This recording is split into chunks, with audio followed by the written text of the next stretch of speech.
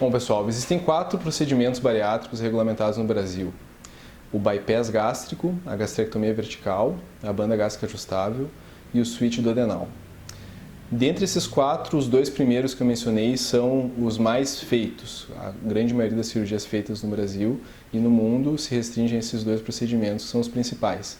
E hoje eu gostaria de falar para vocês um pouquinho sobre o sleeve, ou gastrectomia vertical. Sleeve em inglês é manga.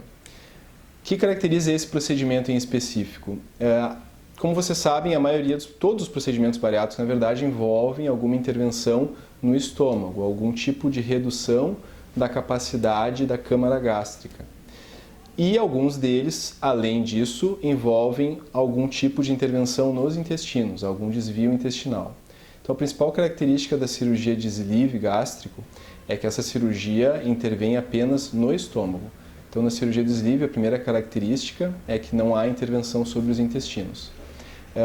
Esse nome de gastrectomia em manga, né, o sleeve em inglês, vem justamente do formato que o estômago fica depois que o médico faz essa redução do estômago. Ele fica fininho, parecido com a manga do meu jaleco. Então, a cirurgia do sleeve consiste nessa redução gástrica sem nenhuma outra intervenção adicional. Então, isso fez com que a cirurgia, por ser teoricamente mais simples, ganhasse muita popularidade, vem ganhando nos últimos anos.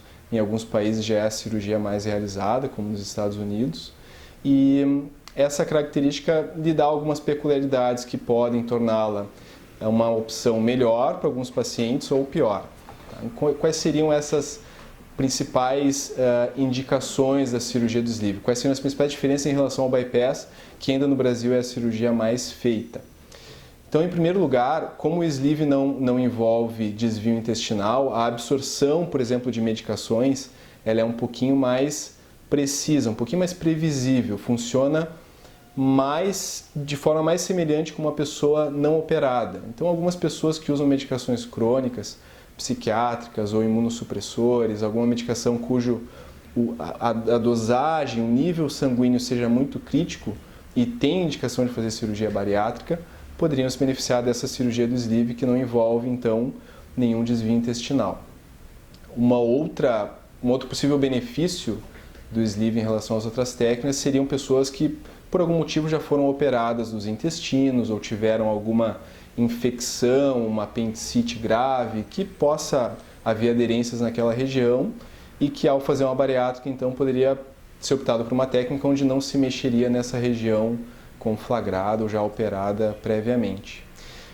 Então, grosseiramente, são as 2 situações onde o sleeve se torna uma opção muito boa, mas, por outro lado, existem algumas outras situações onde o sleeve poderia ser uma opção, não a primeira opção, certo? A principal delas, e isso é um tema bastante atual, é a doença do refluxo gastroesofágico. Existem muitas evidências já comprovando que a cirurgia de sleeve gástrico, ela pode agravar a doença do refluxo em pacientes que já a possuem, ou até mesmo gerar a doença do refluxo gastroesofágico em pacientes que não tinham esse problema antes. Então, faz parte da avaliação, da indicação da técnica, a pesquisa por sintomas dessa doença, a avaliação por endoscopia e a presença de alterações relacionadas a refluxo ou sintomas são levadas em conta na hora da escolha.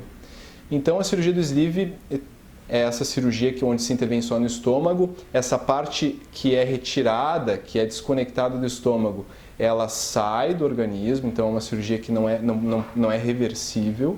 Essa é uma outra característica. E é uma excelente opção para algumas pessoas. Existe também um grande debate a respeito da perda de peso, se ela é equivalente à cirurgia de bypass ou não.